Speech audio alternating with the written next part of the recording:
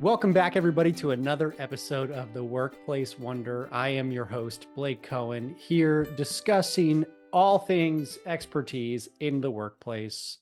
And we have another guest on today that I'm very excited about. I know I say that about every guest. It's probably getting a little bit old now, but it's true. I'm very excitable, and I get excited with most of the guests.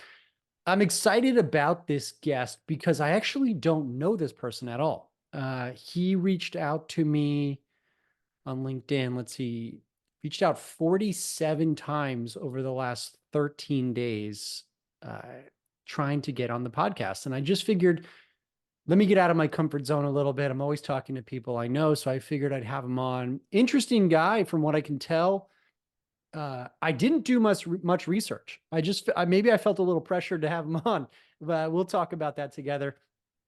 But I didn't do much research. He calls himself Dr. Business. So, Dr. Business, it's glad to have you on the show. Welcome. Blake, I really appreciate you inviting me on to the podcast. And I don't know if it was 47 times per se. I mean, I know I did. I think we were going back and forth. You know what I mean? No. So, but hey, there's a lesson there in sales persistence, right? That might be something that we cover today.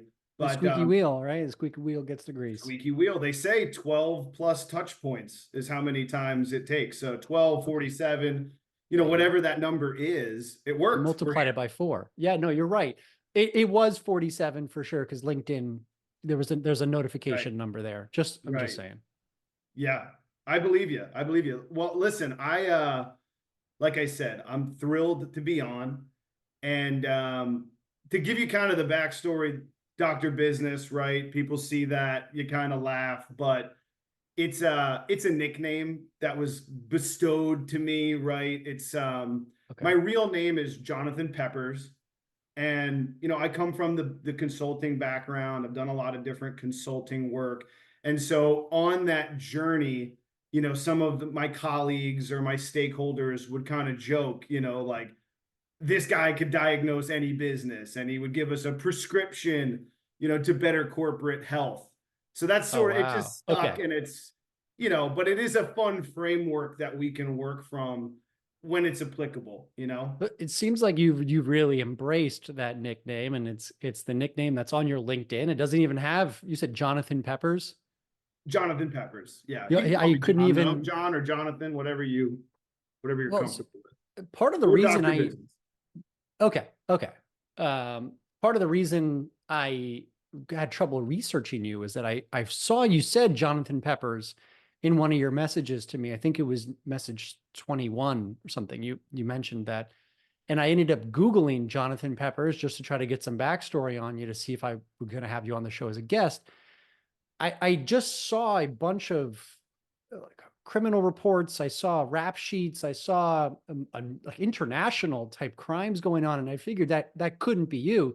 So that's why I was excited to talk to you, just because, I don't know much about you at this point, but there is somebody out there with the name Jonathan Peppers that's seemingly committed a lot of white collar crime out there internationally.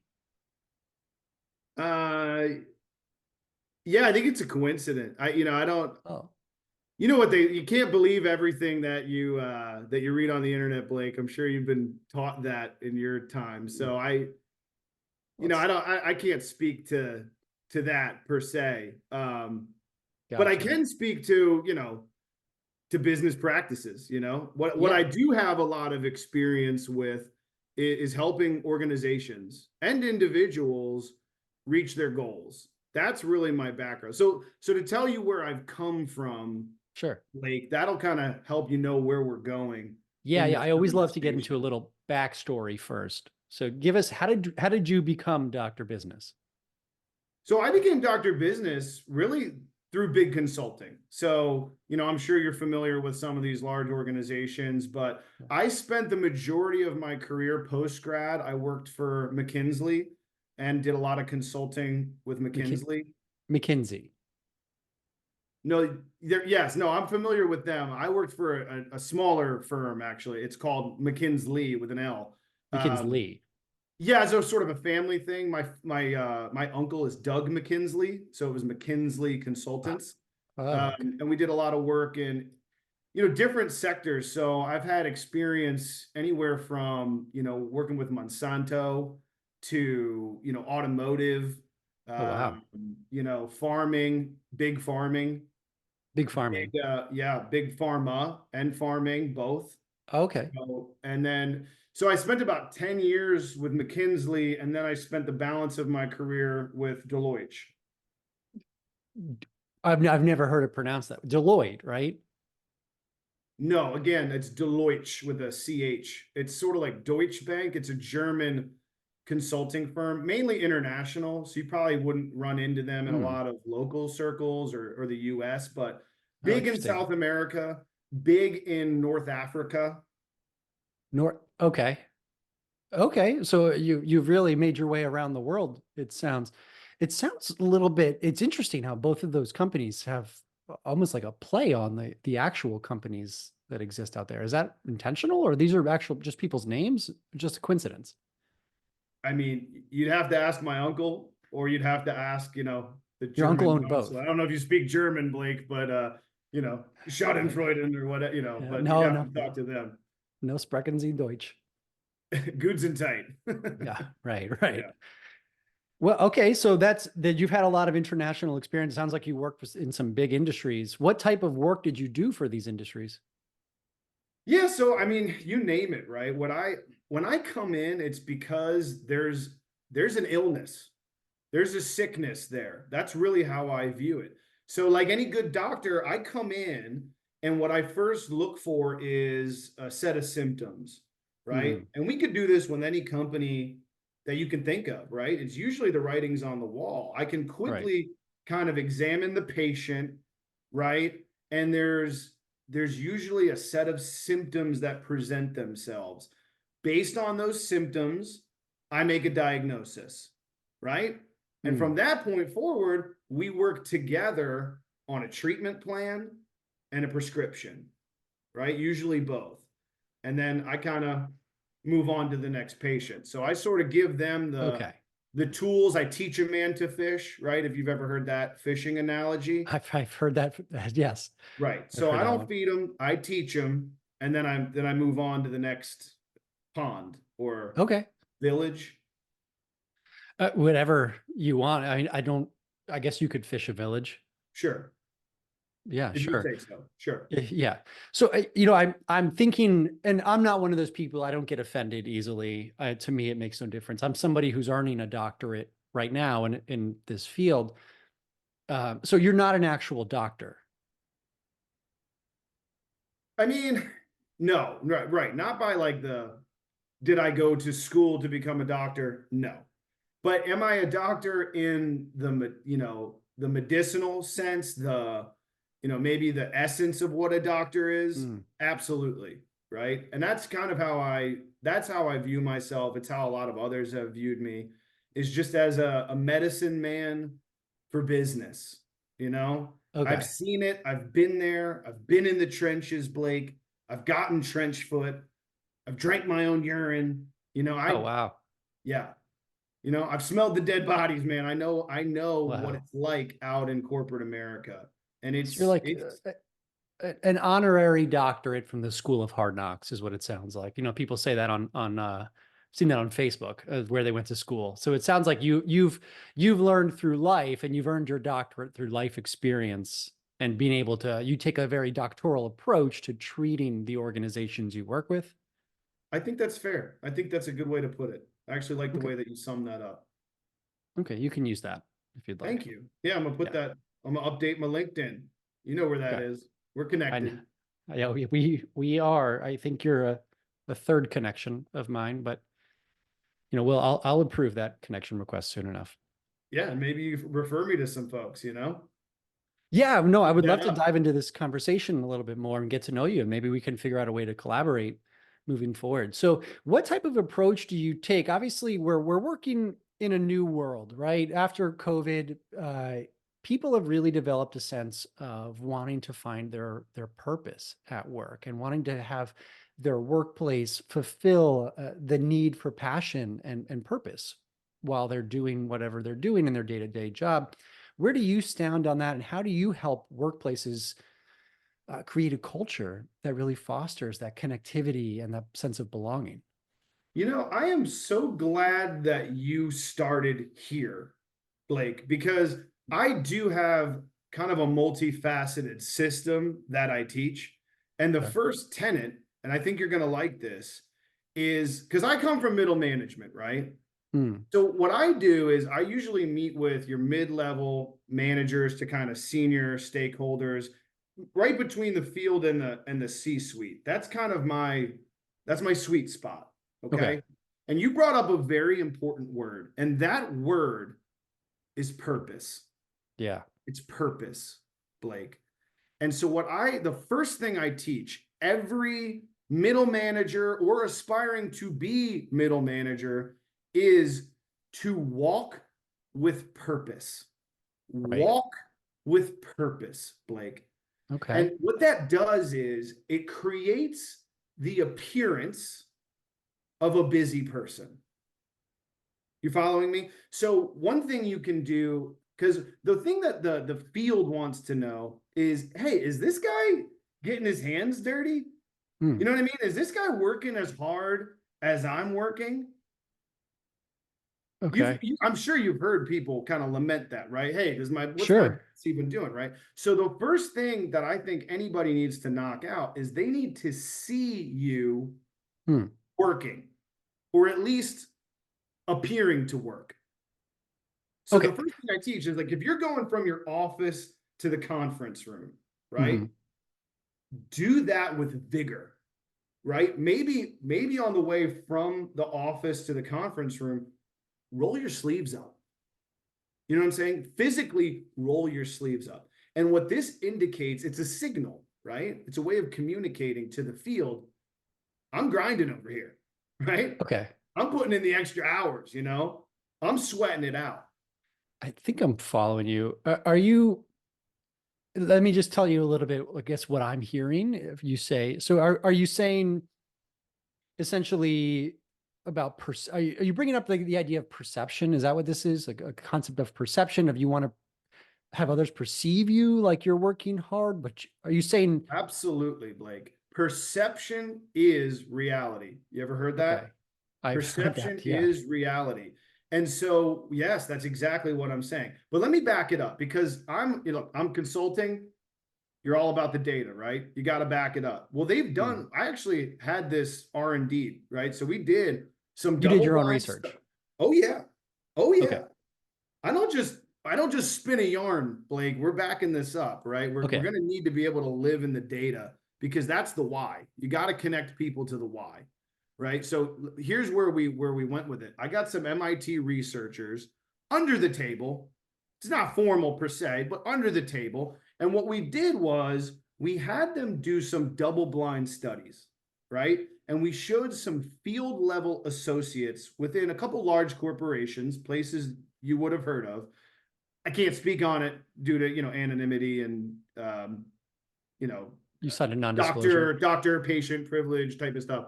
Okay. You Well, understand, it doesn't apply if you're not actually a doctor. But yeah, anyway, keep going. That's okay. right? So what we did was we would show them two pictures.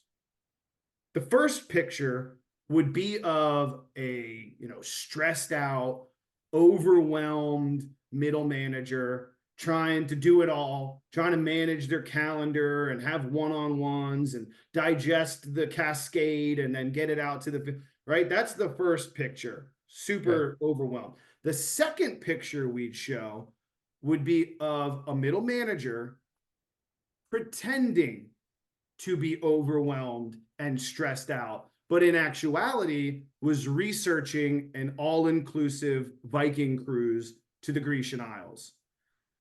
Okay. Okay. You're following me? I think so. It's heady stuff. MIT. It's heady stuff, but this is so you got it. One hand, super stressed out, actually stressed out. Right. Second hand, not actually stressed out, pretending to be stressed out. You want to know the shocking outcome?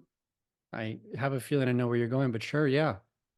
Participants actually, in a questionnaire, responded that they found the second picture, the pretender, to be more trustworthy and perceived them as a harder worker than the actual hard worker. Just to back it up for a sec. So MIT students, the Massachusetts Institute of Technology, MIT, these students were doing this research Under the table. under the table. So I couldn't say The it was, MIT. I can't say it was quote unquote done by MIT. That would not be true. Okay. And you paid for this study? Under the table. Correct. Under the table. So these students, former MIT students? Applied. Oh, okay. So Applicants. potential. MIT applicants. Okay. Okay. So it's basically just people who applied to a school. I mean, researchers, Blake. They were researchers. Research. Yeah. Well, I guess, anybody can call themselves a researcher. Anybody can call themselves a doctor, right? It's just Right. really about perception. Perception is reality. So anyway, but I think you're glossing over what No. the foundational point of the system, which Profound. is walk with purpose. Demonstrate your work with a certain amount of flourish, a certain amount of flair and gumption. And then that perception becomes reality, right? There's a direct correlation between walking with purpose and promotions within an organization. And so that's the first thing that I teach is it doesn't matter per se if you actually have internal purpose, right? We make a big deal out of why am I here? Why are you here? Why, Blake? Why was the internet invented? Why do geese fly south for the wind? Who knows? Well, who knows? Who cares? They're escaping the cold, right? Okay, so the idea is that values and mission and why don't necessarily matter. It's really all about, I don't know if it's perception or is it more deception and deceiving somebody to believe that you're a hard worker so that you get promotions. Is that what I'm hearing? 100%. 100%. Yes. Oh, okay. You nailed it. I mean, look, I could, you know what? I feel like I've been trying to explain it and you just hammer to a nail. Yeah, that's good. I'm an actual I'm going to use that, Blake. I'm going to use that, man. So I'm an actual doctoral student. So might be perceiving things a little bit differently than you. Okay. I'm just saying. Bragging a little bit. All right. Well, no, it's not a brag. There's perception and then there's reality, right? So like, I'm just saying there's perception that you're a doctor. Yeah. There's reality. I'm closer to being a doctor, I would say. Listen, I think I've done research. It's a big tent, Blake, Yeah, no, you're right. I can always use another colleague. So I'm good with, I think that's great, man. You keep going. Thank you. I probably, well, anyway. So that's one tenet. Okay. So that the idea is to walk with purpose. Any other tenets? No matter what you're doing. No matter what, look like you're working hard. Look stressed out. Yes. Yes. What do you think about the science that supports the idea that if you ever heard of a fake it till you make it? So it's like, basically if you act. I love that. Or fake it. Period. Just fake it. Just keep faking it. And then you are making it. I love that. I love what you just said. I know. It's funny. I didn't mean to cut you off, Blake. No, I'm not surprised that you love that. I think that you fake it enough, though your body begins to believe it's true. So if you're faking you're stressed out all the time, wouldn't the person end up being stressed out? So they might be getting promotions. So I guess with that first tenet, which I'll give you, how do we balance kind of like the workplace balance where we can kind of the workplace wellness piece? Like, how do we balance ourselves at work and not get overly stressed out? And how do we remain healthy as employees so that we can have longevity in our careers? Yeah. That is a super important topic. And it's one that has come up more in the recent years, right? Because I kind of come from that old school, grind it out. You just keep churning, you stay at your desk, Sure. But the newer generation, I don't know if you've seen this, Blake, or your observation.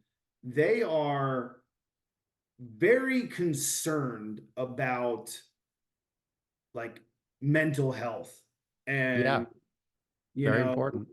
finding meaning in what they do and being connected to, a larger whatever. I don't actually get it, to be honest. I Well, don't really know that what to talk. Sounds like sure. gobbledygook Okay. when they're Well, talking. So okay.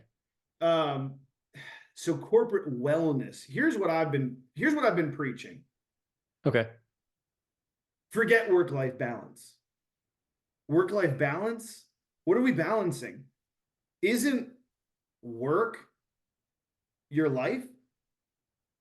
Right? That is a big piece of your life. So what I preach is work-life integration. Okay. So, meaning, Meaning integrate more work into your home life. Basically, oh, just keep working okay. pretty much all the time, right? Until you can't tell the difference between your personal life Mm. and your professional life. And So that's fully why I've immerse yourself. always encouraged dating in the workplace. I've always been a big proponent, managers dating employees, employees dating administrators, because that's that work-life integration piece, right? Now it's all in the family, right? Am I Right. at home or am I in my living room? Okay. Hard to So say. you're breaking down some of the standard frameworks or rules that the workplace has followed for a while, and you're saying, hey, you don't need to have off time. You don't need to worry about dating someone at work. And you're basically saying you hope you date someone at work, so you marry someone at work and you both spend more time in the office. Yes. And if you have kids and have the kids work there Sure. as soon as possible. That's why what I say when people say I want to work from home, make this your home. Sort of like Move Google in. does. You see what Google does with like the, ping pong tables and they got Yeah, yeah. meditation thing, whatever. Same idea. Well, the idea of that was to give people a reprieve at work so they didn't feel like they were in a work mind so they don't burn out. Are you familiar with burnout? No, I can't say that define it. Maybe we're using different terminologies. Okay. So burning out is the idea that you've worked yourself to the bone and you're no longer functioning as a productive employee anymore because you're so mentally and physically drained from working so much. Got it. About to be fired. Right What on do the you edge. mean? Those are people you usually You fire. well, yeah. I'm using your definition, right? Okay. So you're saying super exhausted, performance suffering, not really a team player. At least is what I'm hearing, right? Yeah. You got to cut ties. That's called dead weight, Blake. It's called the fat. Trim it. Okay. I okay, I've never heard it put that way. All right, so I want to move away from this burnout concept because I'm not I don't know if I necessarily agree with what you're saying that they would get fired. Usually, most organizations want to take care of their employees and help them feel taken care of. But it sounds like you have a different philosophy there. You, one of the things I noticed on your LinkedIn was about coaching. You do a bit of coaching of executives. Yeah, it's all coaching, Blake. And I know I'm Okay. sure they're covering that in your doctorate, but I think that's been the big change that I've seen is that it's not so much about management by control anymore. It's Mhm. about coaching individuals, right? Getting in the box, being a good coach. Okay. So helping to build somebody up, helping them gain skills, helping them to manage difficult conversations. I would love to play out a scenario with you. I would love that. Yeah, So let's do that. let's say that you said you worked a lot with middle management, right? Sure. So you have middle management, middle manager has an employee who comes to you, a female employee who states that she's feeling like one of her male counterparts has been making a lot of advances towards her that she feels are inappropriate. How do you manage that situation, or how do you coach the manager to deal with that? That is something I'd want to avoid, Blake. You know, Okay. it just sounds messy. So so you would just ignore the request for the manager's Yeah, I request, or mean, how? I'd do my best if I could, you know. I'd prefer not to get involved in somebody's relationship, you know. That's Well, really not my place. it's not a relationship. It's the manager has two employees, and it sounds like one of the males is being inappropriate. So you're telling the manager then to just avoid this? Okay, no, I mean, I hear you. I think in that scenario, I would go with a blame strategy. Okay, who would you blame? The male counterpart, of course. I'm not a victim blamer, Blake. That is Oh, not what I'm about. you I'm know what? gonna I thought you might be. So I'm glad to hear you say that. No, absolutely. Listen, work is supposed to be a psychologically safe environment, Hmm. or at least to our previous conversation, it should appear to be, Okay. right? What? Perception is reality. So, Mhm. so I would want to have the appearance of a manager that takes that type of thing really seriously and doesn't stand for it. And it Okay. does fit well into my credit or blame system to management. That's really the cornerstone of what I've done for a lot of major organizations. So in this particular example, you want to make a big deal. I mean, a public playing, you know, you know, a beat down, really, verbal, emotional, whatever, of whoever's kind of instigating that behavior. You want to make an example out of them. Okay. So like basically make an example in front of other employees. Oh yeah. Hey, don't do that. This is wrong, and yell at that person is what it sounds like I'm hearing I'm you say. taking notes because that's another thing a lot of managers don't do. They don't document. So Hmm. first thing I'm doing, documenting everything. Second thing I'm doing is putting that up on the, whatever you got, if you're sharing your screen or a whiteboard at work, whatever. And I'm showing those notes to everybody. Oh wow. So you're basically you're trying to humiliate the employee into behaving differently. Yeah, shaming them, Okay. shaming them. And that's a heavy blame situation. But the other thing you can't miss, and this is important, you got to run that one up the flagpole. You got to run that one past HR and past any type of bosses or, whatever your direct supervisor is. You Okay. want to make sure that you distance yourself from that situation. You want Okay. to, I call it the Pontius Pilate. That's where you want to wash your hands of everything that you blame them, you shame them, and you walk away. And you back away. Okay. Okay. I Well, mean, that's what you that's do, Blake.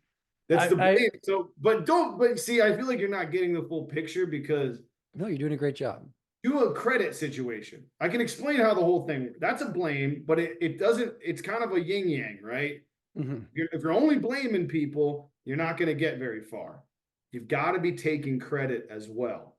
So maybe give me another example of someone doing something well in the workplace, and I'll show you how that works.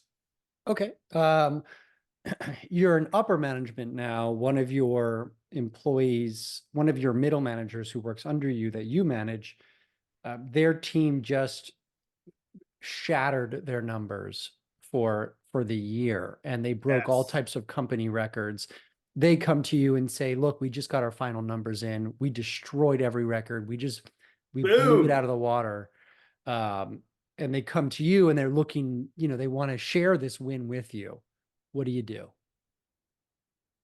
Perfect example. So the first thing you want to do, Blake, validate them, shower them with praise, Okay, right? Lot of positive reinforcement. I'm great, a huge believer in positive reinforcement. So, great. team, you did it. Boom, crushed it, nailed it. That's awesome. Get a little group chat going, right? And here's the key. You initiate the group chat, right? And you start that sentence with we, right? Right. So you're now stepping closer to the achievement, whatever it was, right? Okay. Now, so that's step number one. So now you've involved yourself, right? Now you're Right. close to the achievement, but you've got access. You've got access that your field level manager or, associates don't have, right? You can speak to the C-suite or upper management or whatever the case may be. So the thing I like to do, now it depends on the company, right? Some people have like a set enterprise type call. Others, it's regional. And if you have to, schedule it yourself, right? Okay. And what you want to do on that call is highlight the achievement. And there's a little quote that I use to sort of demonstrate the principle. And it goes like this, Blake. Wherever there is success, there too shall I be, smiling and taking as much credit as possible. Did you catch that? No, So yes, wherever very there much is so. success, there too shall I be, smiling and taking as much credit as possible. And that's what we're going to do on this regional or enterprise type call is we're going to shout out the achievements of the team. No question. That doesn't stop. They're getting the pat on the back. They're getting the thumbs up. Okay. And kind of the way to do it is kind of with a false sense of humility, right? If you just jump out there and say, hey, I was a part of this thing, it kind of reads, egoic, and they sort of can pick up on that. So I'll give you an example. What I would probably do is, what are the people on the team's names? Well, let's just go with Blake and Eddie. Blake and Eddie. Okay, so great. So we get on the call, and then it'd be one of those highlight things, and I go, hey guys, just wanted to take a second. Huge shout out here to Blake and to Eddie. Okay, That's because great. they just Celebrating them. blew the quarterly results out of the water. Kaboom. Right. And it's funny, guys, because I remember not, 6 months ago, a year ago, when these guys first started. I mean, the amount they've grown in that time. It And was I'm great. just honored to have been their mentor and to be a part of that journey. And so all the credit goes to them. And it goes to show you, right? If you stay engaged and you get the right help, great things are going to happen, guys. So, Blake, Eddie, I am super proud of you guys. I know we've Okay. been talking every single week, and I've been coaching you guys up and telling you hard work pays off, discipline pays off, and you guys are the shining example. So you're making sure you're complimenting them, but you're making sure you pepper in little bits of how much you've helped.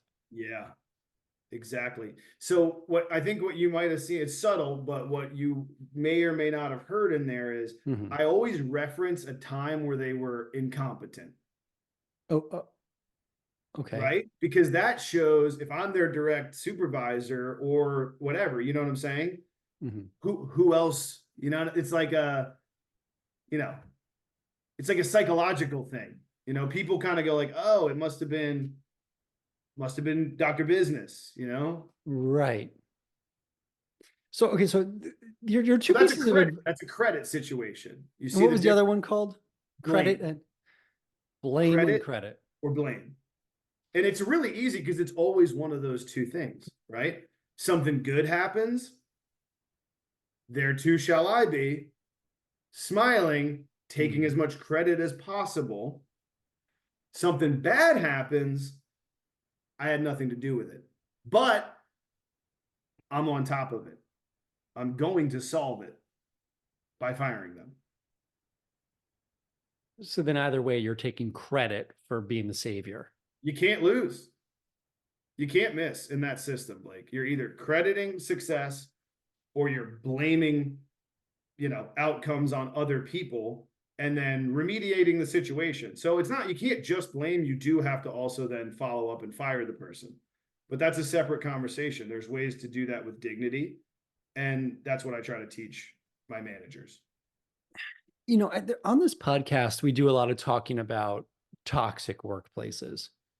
And Talking about like chemical spills, stuff like that. DuPont. no, I toxic worked with them. I behavior. worked with them in the 90s. I I know exactly what you're talking about, Blake. I Dumping, believe you. dumping. Oh wow. In what, water supplies, I'm Oh, assuming? I didn't say that, did I? I didn't. I'm Too just I'm much. just Too picking much. up, just kind of I'm following the thread here. You know what I mean? Yeah, let's move on. Uh Sorry, shouldn't have said it. Shouldn't have said anything. no, that's okay. It broke that doctor-patient confidentiality, right? Right, right, Right. right. So we talk a lot about toxic workplaces, and we talk a lot about how it's not, you can't really have a toxic workplace. It's really about certain values not matching up with the employee's values. So you can behave in any certain way that you want, uh, as long as you're transparent about it and you're clear and you're fair and you sort of respect some laws of humanity. I'm going to take back that stance that I've been saying for a while, because what I'm realizing now is that you can very much create a toxic workplace through behavior.